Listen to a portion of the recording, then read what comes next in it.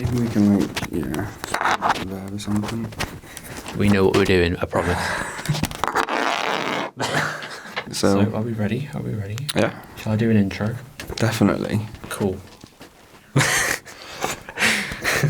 It's like I'm going to yank the camera. It's just a system to move the camera. Like, I'm not going to pull it. It's going to knock the whole thing over. I'm going to break. Hello, everyone. That was probably very loud. My name is Niall. His name is? Rowan. And we made a film. We made the film My Eternal Shadow, which by the time you see this video will be up on YouTube. So go and watch that first if you haven't already. And yeah, this is a director's commentary. Behind the scenes, a little insight into how we made it and the kind of thoughts that went into it. I wanted to say beforehand as well, obviously we've got a wonderful tech setup with the wire in shot at the moment. But I might put this down to be honest. Like that. It's fine. It's a film about anxiety disorders in general, and it's also had a lot of schizophrenia put into it. Yeah, I think it kind of developed as it went on, really, didn't it? Because it started out as something that was very, me-centred, just wanted to make something that represented anxiety and a bit of depression and that, and the more you got involved with it, the more kind of schizophrenia got into it. Yeah, the more accursed the production. That's not the way you should put it at all. And also it was made with a community filmmaking process. Yeah. So we got people who had very little experience for the most part in making films involved, and I think we can probably speak for ourselves with that as well. Yeah, I mean, this is both our first short films without professional help. Yeah. You know what I mean? Ooh, it's so intense. Oh, we got no audio. There's no audio. So this first shot was actually one of the later ones we got. It was. In our whole 3-year period. And go. It's so spooky. So to get this shot, we actually went in space. We did. Recorded stars. That happened. 100%. Actually. Those actually actual true. stars you see, they're not phone flashlights. Those aren't LED light panels. Weirdly shaped rectangle rectangle stars. Yeah. It's a planet, bro. It's a planet. But and this is Cthulhu. Yeah. This is actually one of the last shots we did. Yeah. Right at the end, it's a dream sequence, in short. And then this is one of the first shots that my sister actually recorded, not you. This is one of your only non-camera credits for the whole thing. Damn it. This is my bedroom. Yeah. Yeah, Cool. shout out Niall's bedroom. Shout out me every morning. That's a nice blanket though, isn't it? The wolf. There's a lot of kind of visual Easter eggs that go on, but also yeah. It's a very visual film, isn't it? Yeah. Well, it kind of has to be, doesn't it? Because it's silent. So how did you do this texting bit? It's Premiere Pro? It was Premiere Pro, yes. How long did it take you? I don't know. I'm not a fan of motion graphics. No, me neither. Yeah.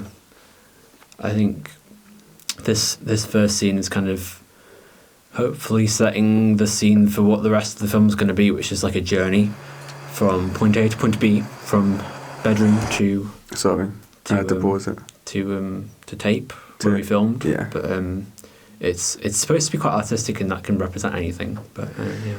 Yeah, it's supposed to be led to the imagination, isn't it?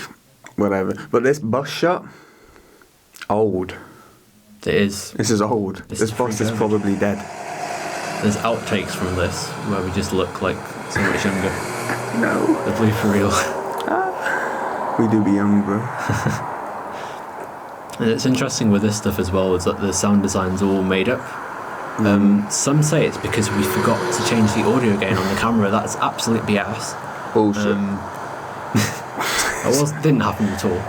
Now this is all audio captured on the day. Professional means probably. Probably. This is a cool shot. I think I used this for the thumbnail, possibly. So as you can see, the blackness is growing. Like you said, the blackness is growing, as in Rowan.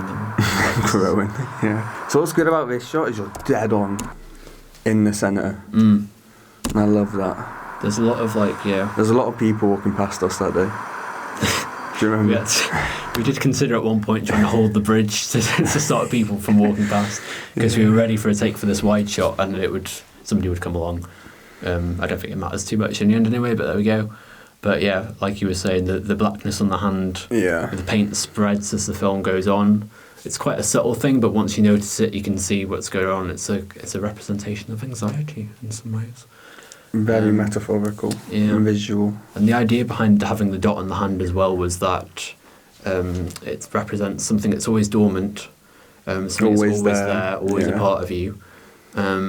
And playing on the idea that you make stuff with your hands and it kind of affects what you make, but also that you know stuff like the back of your hand. That's saying that, I'm learning stuff. I told you that before. I know. That was amazing, though. But yeah, it plays on a lot of themes like that, so there's a lot of thought to it that's quite subtle. But you can see how that black paint grows as the film goes on, and also the whole illusions behind everything. Yeah, and the acting as well with the black dot growing. I love this shot. So this flower shot, I came back. I don't remember what happened. We were shooting, and I think I went to get a bag or something, and then I came back, and Niall was surrounded by 4 grandmas, just complete pulling. It was amazing. He wasn't pulling. He was being very sophisticated gentleman. Yeah, I made some friends whilst he was gone. He was gone for about 5 minutes. I just came back as grandmas. You said I thought people were stealing our equipment. It wasn't. It was just some grandmas. A gang of row grandmas.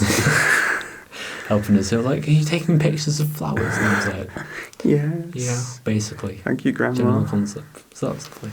I love the flower shot then.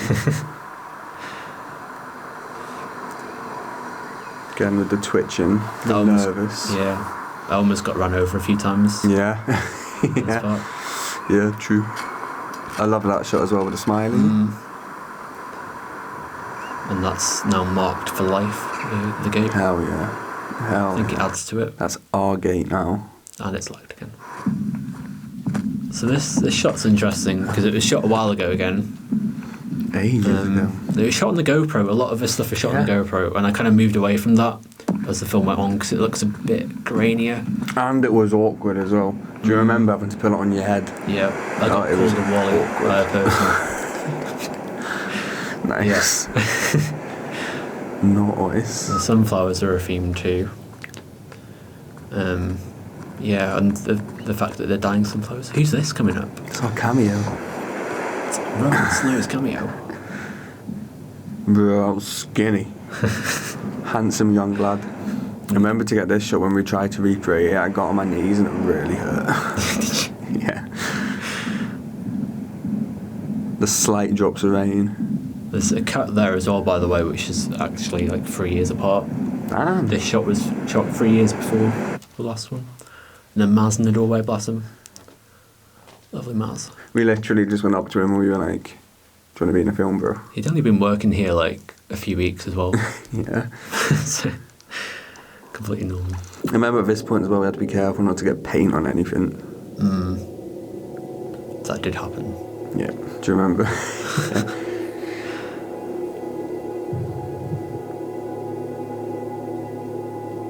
This is where the nightmare begins. The intensity's been building up in the background with the music and the atmosphere.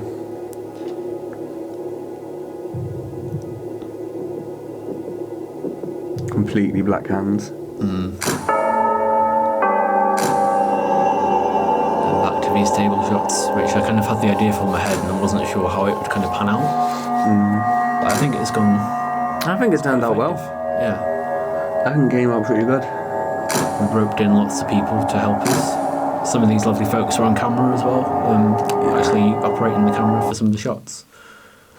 It's lagged again. It is, in its essence, a community film, especially a short film.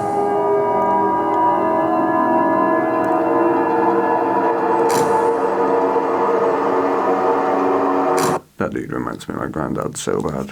So bad every time. It's the glasses. I love the intensity of doing really close-ups of people as well. Really personal, intimate. And then you got some speed ramps which are kind of playing with your mind as you're watching it back. And I'm going to pause it there actually, when my face isn't on screen. Because it's, maybe you see Robert's shot for this bit is where he's mouthing the title of the film. Oh, is that what he's saying? He's saying, "My eternal shadow shadows me." So Nice. that was a nice moment to come up with because it feels very powerful now. But Yeah, little Easter egg. yeah, it's a little Easter egg, and it's. I like how he doesn't actually say anything though. It's up to your guys' imagination. Yeah, it's in the audience's mind, and it was a nice moment coming up with that idea as well because it was a community kind of like. We were all sat around the table, kind of getting close-ups to everyone, and it kind of developed very naturally from that. So it was quite. This was one of those examples, isn't it, of just filmmaking when you're on set. So these shots of, excuse me, of Niall's face close-up, we literally were just behind the curtain. There were people in the main hall and we were backstage at the same time in the darkness. Hall was full of community people doing community stuff. Probably. Doing community stuff. Yeah. Those voice lines I had for when I was laughing, I couldn't do them at home because I was too anxious to do that. Yeah. So I actually did it in my car. I pulled over to the side of the road, somewhere quite desolate, and laughed. Yeah. Like a maniac. That's exactly what I was going to say, like a maniac. Like a nutcase. It was quite therapeutic. That sounds fun. Yeah. You should try it. This stuff's really cool. This is on the GoPro again. Yeah. It's edited together very nicely. Your black fingers in that shot look so creepy. So in this little hallway here is where we messed up, innit? We put a handprint on the wall. Yeah, that definitely happened. It's not there anymore. It should be there. I like the increase of grain. Yeah, it's quite subtle. It kind of boxes you in. Yeah. It's like, I was inspired by like, when you pass out and it's all grey. You get those white dots everywhere. And should I reveal the secret about this bit? Yeah. Oh, it's really nice that we were having grain for this bit because it was an awful lighting situation. So there's actual proper grain on the camera as well, which you can't see anymore because it's all been blended in. And if you look closely in the door in the background, you'll see a little black dot, which is actually the fire exit symbol, but it looks very, very well suited to the film. Yeah. It looks almost like an eye closing the door. Yeah. As if you're going to sleep, which links to the start. Very much so. Right here, we set off the fire alarm and killed 4 men. I don't remember that bit. Oh, that might be someone else. No, that was none of the production, was it? That was just me and Steve. Bring Steve into it. Why not? Bonus points if you can guess what this noise is. Seagulls. Yeah. It's backwards seagulls, to be precise. Once you hear it, you can't unhear it. Yeah. But it's like that Five Nights at Freddy's scream, it's just like a door closing or something. But it's terrifying. Yeah. Lovely birch. Birch tree in my garden. Nice. You ever climbed it? No. Does look kind of skinny with its twigs, doesn't it? It's also next to a telegraph pole. Man, do you ever sit there? That's somebody else's garden. Ah, got it. That's such a good tree. Yeah, these shots are beautiful. Like, they're so still and, like, you know what I mean? And it's like a nice, fresh day. It's like a sense of freshness to it. It's like a restart. Yeah. A refresh button. Or the beginning of the cycle again.